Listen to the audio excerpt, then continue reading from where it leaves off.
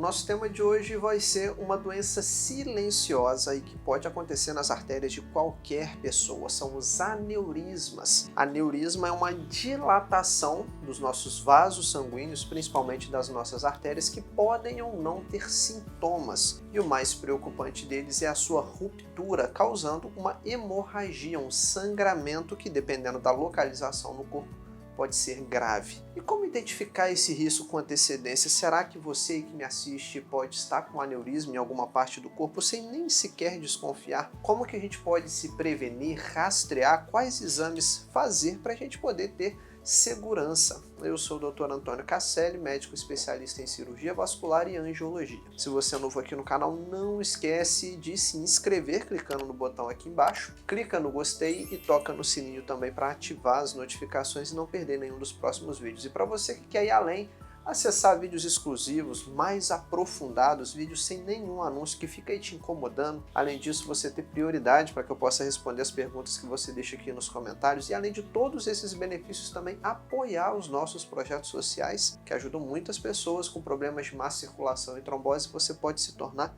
agora mesmo um membro assinante do nosso canal categoria Diamante por menos de R$5. É só clicar em um botão que está aqui embaixo escrito Seja Membro. Vamos começar o tema de hoje então. Na essência da palavra, aneurisma é uma dilatação anômala, anormal de um vaso sanguíneo. Isso acontece principalmente nas artérias porque elas são pressurizadas pela força do coração. Em repouso, a artéria tem uma pressão ali dentro de 80 milímetros de mercúrio e na sístole do coração ela vai ter uma pressão ali dentro de 120 milímetros de mercúrio. Daí aquele termo pressão 12/8. E se a gente pegar na raiz da palavra, toda artéria tem um tamanho normal. Quando ela dilata 50% do que é considerado normal, a gente fala que é uma ectasia. E um aumento superior a 50% do calibre esperado do vaso sanguíneo a gente chama de aneurisma. Toda artéria tem um calibre normal, tem pessoas altas, baixas, tem artérias maiores, menores, isso vai variar muito de pessoa para pessoa, de acordo, claro, com a sua característica. Talvez você seja um jogador de basquete de 2 metros de altura, talvez você tenha 1,5 m. Né? Um jogador de basquete vai ter uma estrutura física maior e, consequentemente, artérias maiores, mais largas.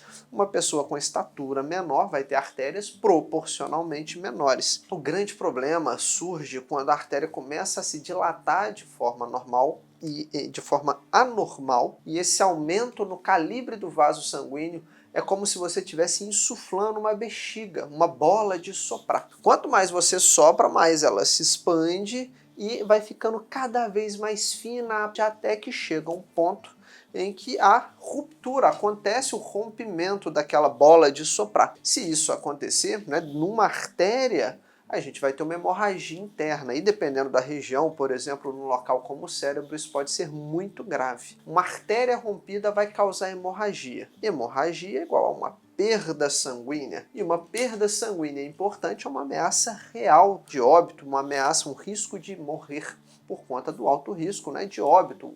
O sangue é o líquido da vida. Uma das principais razões para que aconteça, para que surja um aneurisma, é o enfraquecimento da parede arterial. E muitos fatores colaboram para que isso aconteça. O tabagismo, o ato de fumar, o uso excessivo de álcool, a pressão muito alta, pessoas hipertensas sem controle adequado, tensão excessiva na parede das artérias fazem elas dilatarem, e muitos outros fatores, claro, podem contribuir, mas esses são os principais. E os aneurismas, pessoal, eles podem apresentar duas formas de acordo com a morfologia, com o formato. A gente chama eles de sacular ou fusiforme. Sacular é um aneurisma que é uma dilatação excêntrica da parede do vaso, é como se fosse um saco mesmo, sacular. O aneurisma fusiforme, a artéria aumenta de forma homogênea, concêntrica.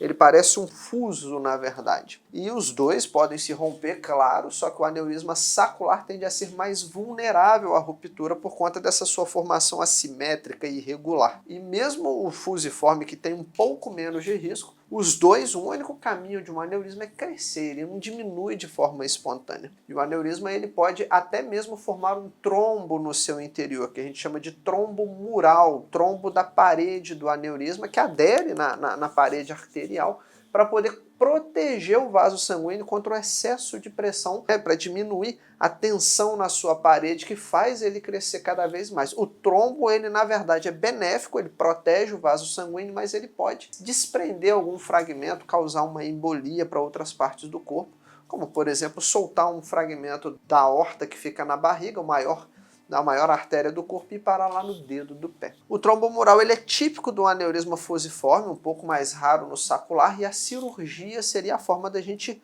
corrigir, um meio eficaz de tratar um aneurisma. E isso pode ser por cirurgia convencional ou a cirurgia minimamente invasiva. Não tem remédio, pessoal, que faz o aneurisma encolher. E aí as formas de abordagem vai depender do estado de saúde da pessoa. A cirurgia aberta, a gente vai substituir aquela artéria dilatada por um enxerto.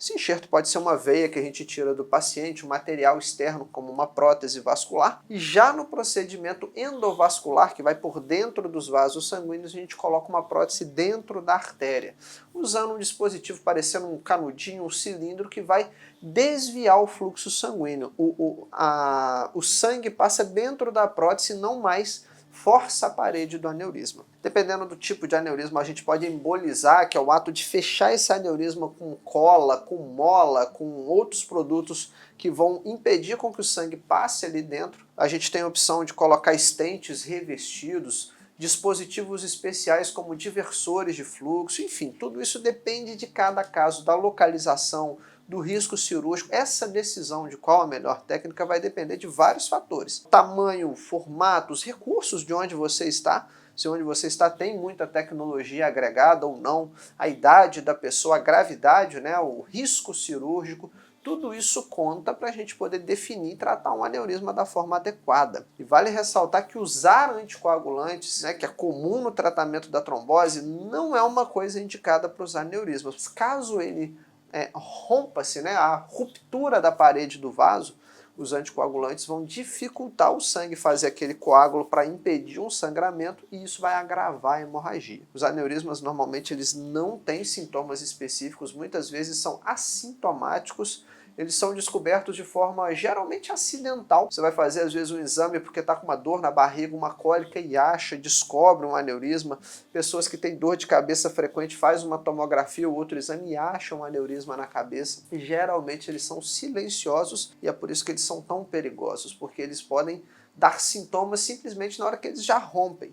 E a única forma de você se prevenir é identificar de forma precoce. O objetivo é identificar o quanto antes para a gente poder tratar sem o risco de ruptura, sem consequências relacionadas à hemorragia. E tem muita coisa ainda interessante para falar sobre os aneurismas, calma um pouquinho aí. Mas antes disso eu preciso te lembrar de uma coisa que eu acabei de me lembrar aqui. Na descrição desse vídeo eu vou deixar 2 links úteis que você não pode perder. O primeiro deles é o SOS Má Circulação e Trombose, que é o nosso programa avançado de combate, não só a má circulação, a trombose, mas todas as doenças relacionadas ao sistema cardiovascular. E o segundo link que você vai encontrar aqui embaixo na descrição é o nosso e-book, com 10 dicas práticas de como cuidar da sua saúde cardiovascular e proteger as suas veias contra coágulos sanguíneos. Mas volta aqui comigo para o nosso tema aneurismas, vamos voltar então sobre essa doença. O conhecimento, pessoal, dos aneurismas é alguma coisa bem antiga já. A gente tem referências sobre aneurismas lá no papiro de Ebers, que foi escrito no Egito há 2000 anos antes de Cristo. Cientistas europeus como Ambroise Paré, no seu tratado Des Apôstemes, em 1552, descreveu um aneurisma de aorta no tórax como uma doença incurável naquela época. Foi originado por conta de uma doença chamada de sífilis, que foi tratado na época com vapores de mercúrio, pensando que a causa desse aneurisma era o aquecimento do sangue. O conhecimento na época era bem rudimentar, pessoal? Hoje nós sabemos que a principal causa dos aneurismas não é sífilis, é a aterosclerose.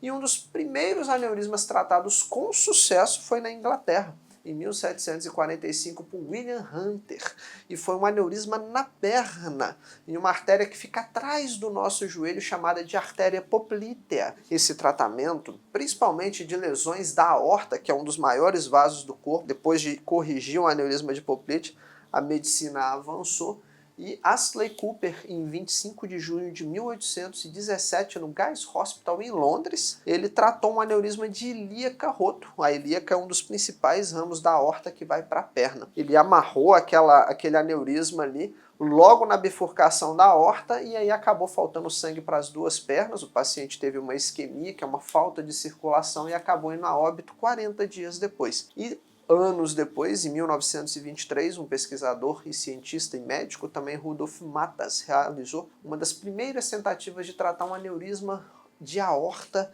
causado por sífilis. Ele sugeriu aí uma conduta conservadora, ao invés de remover ou de amarrar, e ele acabou criando uma abordagem chamada de endarterectomia ou aneurismorrafia, onde a gente tenta preservar a circulação arterial enquanto a gente controla o aneurisma. A gente abre ele, tira o que está ruim e tenta resolver ali de certa forma. Em 1954, a gente teve um americano, Michael Ellis de Baker, que foi o primeiro a usar uma prótese chamada de prótese de Dacron. Dacron é um polímero sintético resistente, durável, e ele substituiu uma aorta abdominal em um paciente com uma dilatação aneurismática. Progredindo aí na ciência, em 1987, um ucraniano, Nikolai Volodus, ele tratou um paciente de 53 anos com um falso aneurisma, que nós chamamos de pseudoaneurisma de aorta, que foi no tórax. E esse falso aneurisma é uma condição que a gente tem uma ruptura parcial da parede da aorta e acaba formando uma cápsula onde o sangue fica contido ali.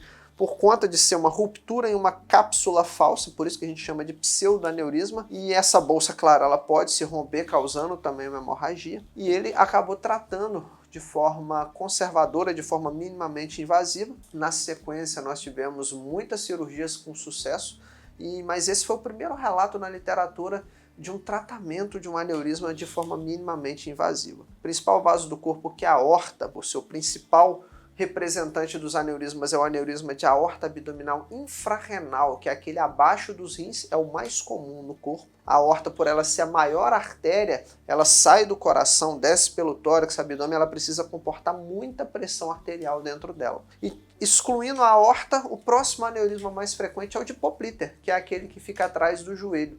Dos aneurismas periféricos envolvendo braço e perna, 85% acontecem na Popliter. Geralmente todos esses são assintomáticos, o diagnóstico é feito às vezes por exame físico ou exame de imagem.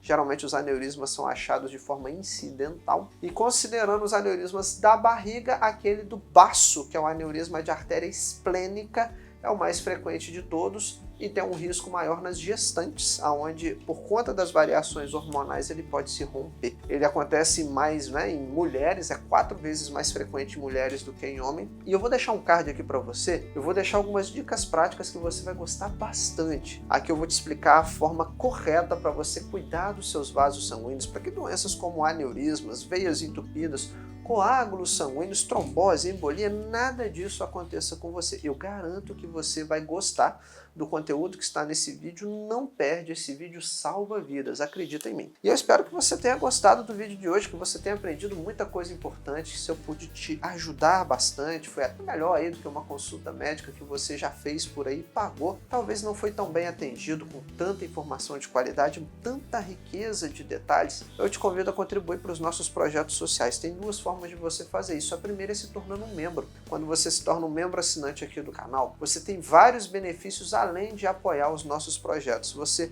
tem acesso a vídeos exclusivos na área de membros, você tem vídeos sem anúncios, tem prioridade para eu responder as suas perguntas, então clica no botão que está aqui escrito Seja Membro e faz a sua inscrição. Mas se você preferir fazer uma contribuição pontual, na descrição desse vídeo tem uma chave Pix. Nós ajudamos muitas pessoas que precisam de curativos para feridas por má circulação, aguardam cirurgias de veias entupidas. Então, se você puder e fizer sentido, faça a sua parte. Não esqueça jamais que a prevenção é o melhor remédio para veias entupidas e a má circulação. A nossa saúde, pessoal, é o nosso bem mais precioso. Sem ela a gente não consegue aproveitar a vida com quem nós amamos, não conseguimos trabalhar para ter o nosso sustento. Então é importantíssimo, imprescindível você se cuidar, se proteger, se prevenir. E é para isso que a gente está aqui, claro, para te ajudar a combater a má circulação da forma certa, para te ajudar a cuidar de verdade da sua saúde cardiovascular.